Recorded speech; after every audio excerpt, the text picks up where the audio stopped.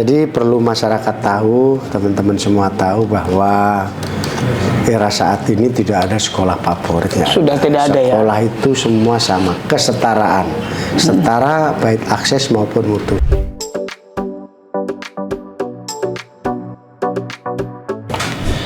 Selamat sore, Assalamualaikum warahmatullahi wabarakatuh. Salam sejahtera untuk kita sekalian. Om Swastiastu, Namo Buddhaya, salam kebajikan. Jumpa lagi dengan saya, Domo Ambarita, Wakil Direktur Pemberitaan Tribun Network dan pemimpin redaksi Warta Kota Network. Sore ini kita akan bincang-bincang tentang penyelenggaraan pendidikan khususnya di Ibu Kota Jakarta. Kami biasanya di studio di Palmerah, tapi kali ini kita berkunjung ke studio yang justru dahsyat juga. Perlengkapan digital, penerangan lampu, dan peralatan studio luar biasa milik Bapak Kepala Dinas Pendidikan Provinsi Jakarta. Dan kita sudah bersama beliau, Pak Purwo Susilo. Assalamualaikum Pak Purwo. Waalaikumsalam. Apa kabar Bapak? Alhamdulillah sehat. Ini luar biasa, sudah hampir sepekan masa puasa, Pak Purwo masih tampak segar. Berpuasa Pak ya? Puasa aja. Alhamdulillah. Pak Purwo, kita hendak bincang-bincang tentang penyelenggaraan pendidikan di Jakarta. Kita tahu ini sudah bulan Maret pertengahan, bahkan sudah mau masuk ke ujung, dan biasanya tahun ajaran pendidikan baru, penerimaan peserta didik baru tidak lama lagi. Biasanya Mei, Juni sudah hiruk pikuk. Barangkali ada persiapan khusus menjelang 2 bulan atau bahkan sebulan lebih PPDB di Jakarta, Bapak? Baik, monggo. Terima kasih. Terkait dengan PPDB tahun 2024, memang kami sudah siapkan secara menyeluruh, ya, mulai dari bulan-bulan sebelumnya, berarti bahkan dari tahun 2023 bulan Oktober, November, Desember, kami mengadakan diskusi. Kami buka komunikasi dengan siapapun untuk menampung aspirasi masyarakat, baik oleh orang tua calon peserta didik maupun para pemerhati pendidikan dari mana saja. Kami tampung dalam satu forum, kita buka ruang diskusi. Bahkan kemudian pada bulan Maret, awal Maret kemarin kita sudah melaksanakan FGD dalam rangka menghimpun masukan-masukan dari berbagai pihak sebagai bahan menyusun regulasi. Jadi terkait dengan persiapan seperti itu. Dari sisi regulasi kami sedang drafting terkait dengan peraturan gubernur tentang PPDB. Tentunya kami mempunyai dasar atau menggunakan dasar atau pedoman, yaitu regulasi yang dari pusat. Terkait dengan regulasi ada peraturan Menteri Permendikbudristek nomor 1 2021 masih tetap kita gunakan. Kemudian diperkuat dengan implementasinya dengan Setdijen Kemendikbudristek nomor 47 tahun 2023. Nah, dengan dua pedoman itu kami susun regulasi untuk DKI Jakarta. Tentunya tadi berdasarkan masukan-masukan dari berbagai pihak. Setelah nanti regulasi itu sudah mengerucut, maka kami adakan FGD lagi. Biar kita pada masa FGD itu sekaligus sosialisasi, ya. Selanjutnya sebelum pelaksanaan PPDB kita lakukan sosialisasi secara terstruktur, secara masif, dan semuanya. Mulai dari unsur kedinasan, baik dinas pendidikan, Sudin, UPT, kesatuan pendidikan maupun kewilayahan. PPDB merupakan pekerjaan kita semua, sehingga kami libatkan kewilayahan, Pak Wali Kota, Pak Camat, Lurah, RW, RT, bahkan sampai ke ibu-ibu penggerak PKK. Dengan harapan ketika pelaksanaan PPDB nanti masyarakat itu sudah paham betul ya. Tinggal saya mengajak kepada seluruh masyarakat yang jujur dan bertanggung jawab. Tidak usah heboh, tidak usah bingung. DKI Jakarta menyiapkan fasilitas untuk pendidikan, karena pendidikan DKI Jakarta tuntas berkualitas untuk semua. Demikian. Tuntas berkualitas untuk semua, Bapak. Ya, baik. Pak Kadis tadi disebut bahwa sejak Oktober, sudah lama ya persiapannya ya.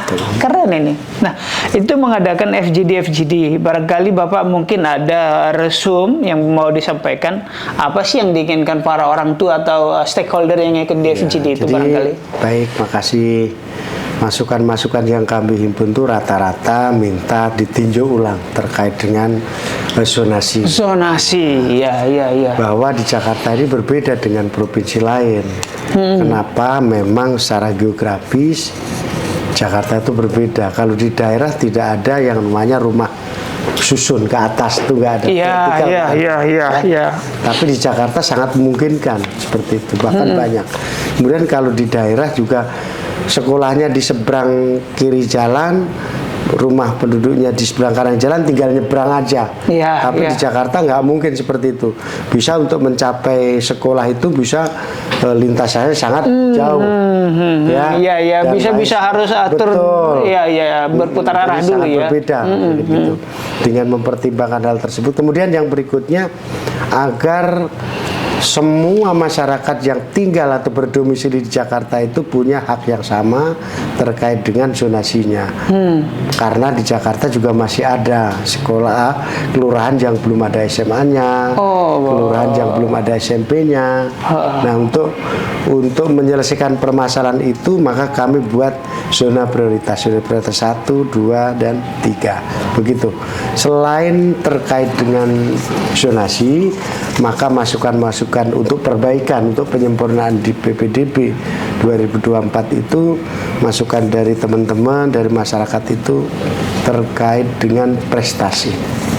Maksudnya apa itu, Pak? Jalur prestasi. Jadi terkait dengan prestasi akademik dan non-akademik, seperti atlet gitu ya. Betul. Sertifikat yang diakomodir seperti apa, kemudian tingkatannya tingkat apa, tingkat kota, apa tingkat wilayah, atau tingkat provinsi atau tingkat nasional internasional. Nah, kami sudah jaring masukan-masukan. Seperti itu. Makasih. Baik. Bapak, tadi soal zonasi ini masih terkait dengan sekolah favorit kah? Artinya keluarga atau orang tua nggak usah dizonasi supaya kami bisa masuk ke sekolah favorit. Masih terkait itu kah atau ada yang lain? Jadi perlu masyarakat tahu, teman-teman semua tahu bahwa era saat ini tidak ada sekolah favoritnya. Sudah tidak ada ya? Sekolah itu semua sama, kesetaraan.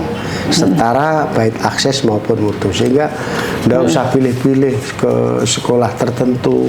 Karena itu favorit. Semuanya unggul kok. Semua sekolah unggul, tidak ada yang favorit. Jadi semua sama. Punya kesetaraan akses dan kesetaraan mutu. Demikian. Baik Bapak, kemudian berarti tidak perlu heboh betul memperebutkan sekolah bahwa saya harus ke sekolah favorit. Katakanlah SMA berapa di Jakarta ya? SMA 10 antara lain ya. Itu ya Pak ya dulu ya, misalnya ya sekolah favorit. Artinya tidak perlu ngotot dia misalnya tinggal di Pasar Minggu misalnya, tidak harus perlu ngotot harus datang ke daerah-daerah di SMA 10 gitu ya. Di di Salemba gitu ya, nggak perlu ya Pak ya? Nggak perlu. Jadi masyarakat cukup mencari sekolah terdekat, bahkan ke depan mau di negeri mau di swasta, nggak ada bedanya. Ketika zona layanan satuan pendidikan yang kita cita-citakan bersama itu terwujud. Kualitas gurunya juga sudah mumpuni semua? Untuk guru kita juga setarakan dengan pelatihan yang namanya P4 ya, atau pusat pelatihan dan pendidikan guru. Di Jakarta kita siapkan ada 5 wilayah yang mana UPT itu punya tugas melaksanakan pendidikan dan pelatihan bagi guru, baik negeri maupun swasta. Jadi setara aksesnya, setara mutunya, termasuk setara mutu gurunya. Jadi itu. Baik. Pak Kadis, kita berangkat ke program Belajar Merdeka. Ini bagaimana sih penerapannya di DKI, Pak Purwo? Monggo. Oke, jadi terkait dengan kekinian ya, Baik. atau yang update saat ini terkait dengan kurikulum, yaitu kurikulum Merdeka, ya, yang mana merdeka belajar itu sangat sangat menjadi hal yang utama. Apa sih maknanya sebetulnya kalau diringkes-ringkes? Maka kurikulum Merdeka itu mengajarkan pada kita semua bahwa pembelajaran berpusat pada peserta didik. Oke. Berpusat Pada si anak. si anak. Oke. Dengan heterogenitas, dengan keberagaman, dengan bermacam-macamnya potensi anak, maka guru punya kewajiban sebagai fasilitator, sebagai motivator agar potensi diri anak itu, minat dan potensi anak itu bisa berkembang sesuai dengan yang dimilikinya. Baik. Gitu. Berarti, begitu. Nah, oke, lanjut Pak. Terkait dengan kurikulum Merdeka, kami sudah membuat satu kebijakan bahwa semua sekolah di DKI Jakarta kita dorong untuk mengimplementasikan kurikulum Merdeka itu secara mandiri. Karena ada piloting dari kementerian, ada yang mandiri. Kita dorong agar semua satuan pendidikan melaksanakan atau mengimplementasikan kurikulum Merdeka. Kenapa begitu? Dan itu DKI Jakarta, Dinas Pendidikan selalu searah dan selaras dengan kebijakan pusat. Bahkan kita punya inovasi-inovasi yang belum dilakukan pusat, kita sudah lakukan. Termasuk kita ada sekolah komunitas. Jadi kalau tadi nyinggung soal guru, kualitas guru seperti apa, sama ada negeri swasta, wadahnya sama. Namanya komunitas belajar. Platform pembelajaran sama. Di platform pembelajaran itu yang tergabung dalam sekolah komunitas itu, teman-teman guru bisa berbagi. Punya praktek baik, berbagi ke platform itu, teman-teman yang belum punya bisa mengambil. Jadi belajar tidak terbatas oleh ruang dan waktu. Untuk guru selalu meningkatkan kompetensi melalui belajar. Untuk siswa kita fasilitasi dengan apa? Mengarah kepada capaian karakter profil pelajar Pancasila. Ya, nanti anak kita itu kalau tamat lulus itu punya profil seperti apa? Yang pertama, beriman, bertakwa kepada Tuhan Yang Maha Esa dan berakhlak mulia. Kemudian berkebinaan global, gotong royong, kreatif, dan berpikir kritis serta mandiri. Nah, khusus terkait akhlak mulia yang seperti apa anak-anak kita? Ada 5 indikatornya. Akhlak mulia dari pribadi, akhlak mulia dari makhluk sosial, akhlak mulia terhadap alam, akhlak mulia beragama, dan akhlak mulia bernegara. Jadi sama, semua agama sama, ya, semuanya bisa membentuk manusia yang berakhlak mulia. Demikian. Baik. Luar biasa karakter, pembinaan karakter pun ada di situ. Betul, ya Pak. Betul, Pak. Pak, agak mendalam pertanyaan saya. Berarti kurikulum ini mengharapkan partisipasi aktif si siswa, ya. Betul. Artinya dia juga bukan hanya berada di sekolah, di tengah keluarga pun. Betul. Nah, lingkungan keluarga juga harus membentuk dia dong. Betul. Maka perlulah peran orang tua. Betul. Ya, kalau orang tuanya sibuk, barangkali tidak sesibuk apapun, jangan hanya percayakan kepada sekolah ART atau pembantu, karena dia bukan hanya urusan sekolah. Betul, gitu. ya. Soal peran orang tua ada pesan khusus. Jadi gini, Pak, di dalam kurikulum Merdeka, yang mana dalamnya adalah implementasi kurikulum Merdeka belajar, ya, itu salah satu diantaranya adalah kolaborasi. Jadi pendidikan menjadi tanggung jawab bersama antara baik sekolah, keluarga maupun masyarakat. Baik. Seperti itu, Pak. Baik. Jadi bagaimana menekankan agar kepedulian orang tua kepada anaknya juga hebat, juga bagus, maka ada yang namanya parenting, Pak. Parenting. Jadi ada parenting, pendidikan keluarga, bagaimana orang tua siswa atau wali murid itu ikut turut berperan dalam pendidikan anak ketika di rumah. Baik. Begitu juga termasuk masyarakat, Pak. Di masyarakat juga kalau zaman saya sekolah, saya nggak berani pakai baju sekolah terus beli rokok, nggak berani, nggak pernah dikasih. Tapi saat ini anak pakai baju SD, ya kan, baju SD nongkrong di warung itu beli rokok di lain contoh. Itulah yang kita bangkitkan. Maka kami juga menumbuh kembangkan kesadaran bersama. Maka sekolah saya himbau, kepala sekolah, Bapak Ibu sering-sering komunikasi dengan orang tua. Jangan hanya saat ngambil rapot aja, dijadwalkan ada pertemuan dengan orang tua, membahas pendidikan, tanggung jawab bersama. Demikian. Baik. Pak Kadis, satu lagi tadi dibentuk lewat kurikulum ini adalah akhlak mulia dan juga karakter. Betul. Pak, izin menyinggung sedikit kejadian bulan lalu di mana ada sekolah swasta bertaraf internasional terjadi bullying dan itu heboh. Imbauan Pak Purwo terhadap penyelenggara pendidikan di Jakarta, entah guru, entah orang tua, entah murid agar menjauhi bullying, Pak. Jadi gini terkait dengan atau mungkin adakah data bullying di Jakarta barangkali, Pak, boleh juga. Terkait bullying itu tidak terlepas dari tindak kekerasan pada tingkat kekerasan, ya, atau penyimpangan, ya. Jadi bullying itu salah satu bentuk penyimpangan, ya. Nah, terkait dengan itu kami terus menggalakkan, sudah dan terus, sudah, sedang dan terus akan menggalakkan terkait sekolah aman, sekolah ramah anak, ya, bahwa setiap sekolah membentuk TPPK, tim pencegahan dan penanggulangan kekerasan. Oh, setiap sekolah sudah ada itu ya? Ada namanya Satgas. Ya, semua sekolah, mau negeri mau swasta di semua jenjang ada Satgas TPPK. Begitu juga untuk di tingkat provinsi, Dinas Pendidikan juga membentuk Satgas TPPK.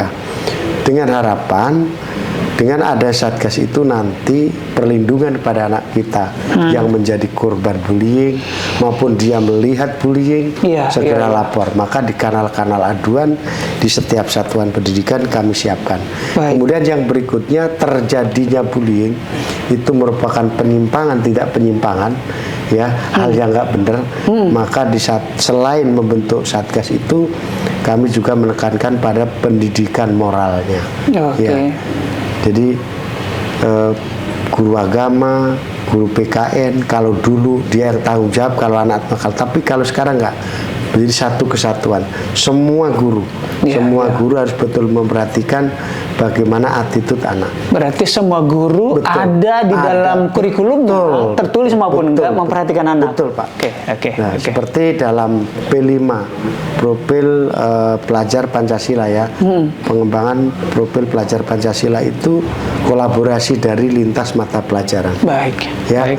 Yang mana di dalamnya adalah sangat betul ditekankan terkait dengan perilaku anak-anak kita. Demikian, Pak. Baik. Terima kasih Pak Kadis. Kalau tadi kita bicara di kalangan pelajar SD sampai SMA, nah sekarang saya sedikit mau di kalangan mahasiswa, Bapak.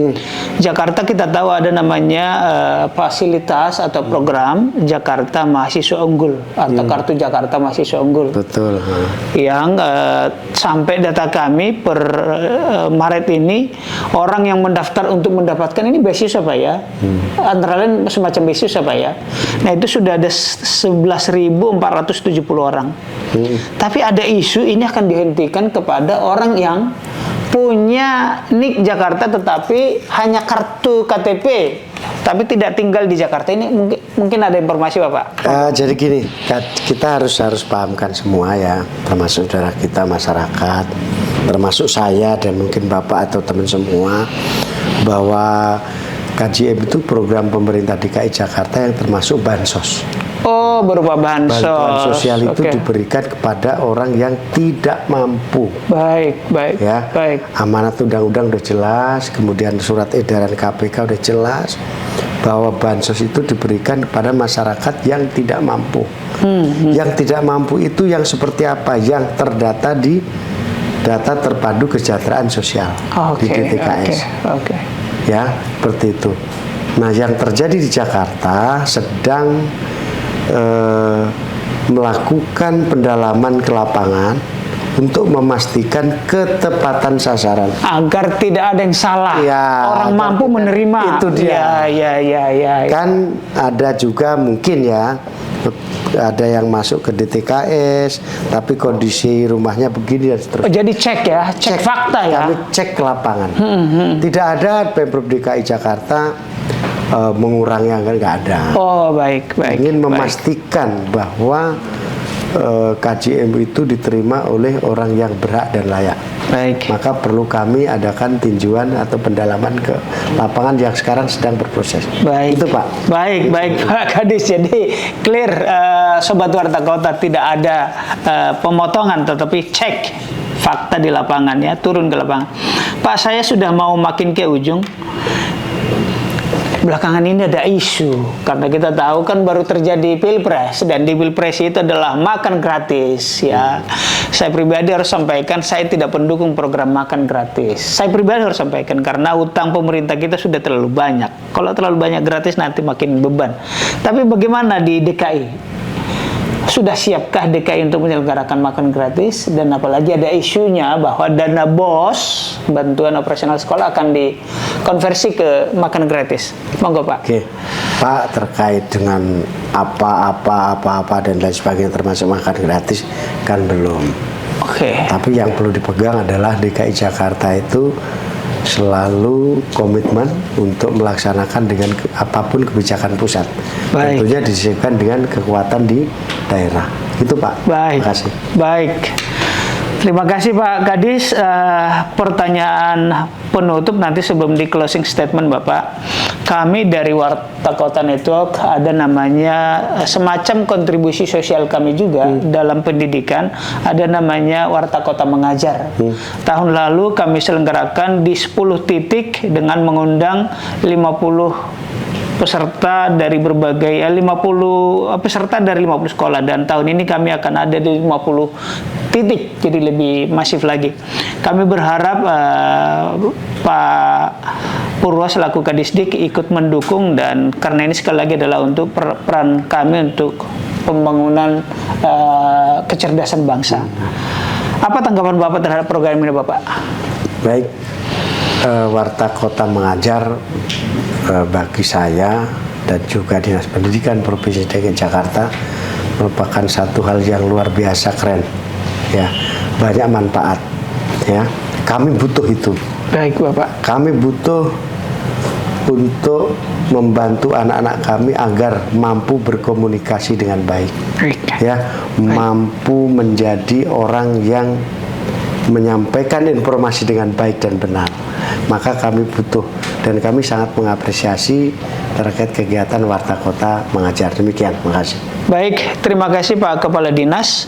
Kita tiba di ujung, Sobat Warta Kota dan Tribuners. Barangkali ada closing statement Bapak, monggo. Pernyataan penutup. Makasih. Saya mengajak kepada masyarakat, khususnya terkait dengan pendidikan, ingat ya, bahwa pendidikan itu harus benar, harus mencetak manusia yang baik. Sehingga kalau kita mau membangun bangsa, membangun dari pendidikan, maka yang perlu diperhatikan kita semua adalah jujur dan bertanggung jawab. Jujur di dalam semua hal, jujur dalam semua kondisi, ya, jujur dan tanggung jawab. Sukses Jakarta untuk Indonesia.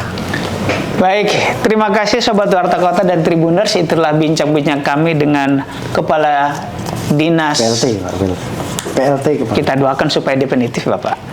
PLT Pelaksana Tugas Kepala Dinas Pendidikan DKI Jakarta, Pak Purwo Susilo. Saya Domu Ambarita, pemimpin redaksi Warta Kota Network dan Wakil Direktur Pemberitaan Tribun Network, pamit undur diri. Assalamualaikum warahmatullahi wabarakatuh. Om Santi Santi Santi Om. Terima kasih. Salam sehat untuk kita. Dinas Pendidikan DKI Jakarta, tuntas, berkualitas untuk semua.